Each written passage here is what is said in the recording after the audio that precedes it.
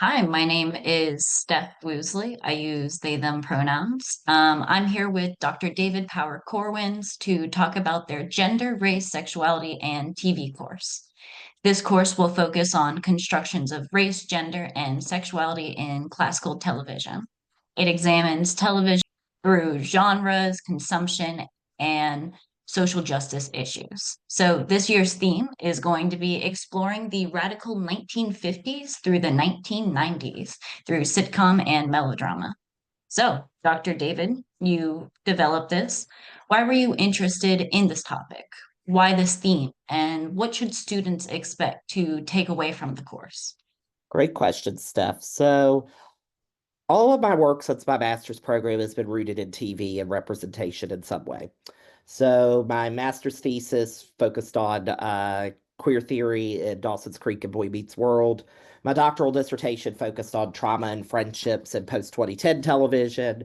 And a lot of conference presentations and articles since then have focused on some sort of gender, race, and sexuality representation in TV. It's really been at the core of what I do. One scholar, Roger Silverstone, says that TV is a member of the home, and it really was for me as a kid. It was always on, it was always part of what we did. This theme is because in the past, as the further we get into the 21st century, it's harder to just cover it all, and it's becoming two different conversations. The 50s to the 90s, there were certainly things we could have done better, but we often forget the radical work that was really done with people like Lucille Ball, Norman Lear, uh, even uh, like Mary Tyler Moore, even what has become controversial with texts like The Cosby Show and Friends and some of those, how they were radical at the time and what they did do, and also those still having the conversations about what they didn't do. Students should expect to take away from the course a lot of ways to critically look at text, specifically media ones, how to do feminist and queer and critical race research on TV. They should also be able to take away how do we apply an understanding of media literacy as it relates to TV outside of the classroom, outside of academia. And so, Steph, you took this course a few years ago and have done some research on this topic. What was your experience and how has it shaped your learning in other courses?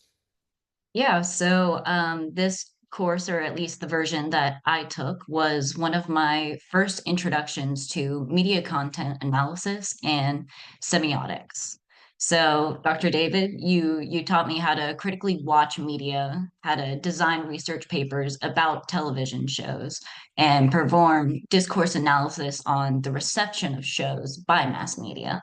In preparation for class assignments, you were always a great resource. And I learned what questions to ask, how to have open, constructive discussions among classmates about these sensitive issues. Class discussions are always integral to the course. You gave us tools to structure our arguments, but I really learned the most from group discussions where other students demonstrated their expertise and experiences as students with intersecting identities.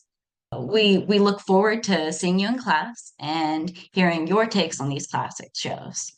After taking this course, you will not be able to watch television shows the same way again, same with my roommates always. So feel free to reach out to either of us if you have any questions.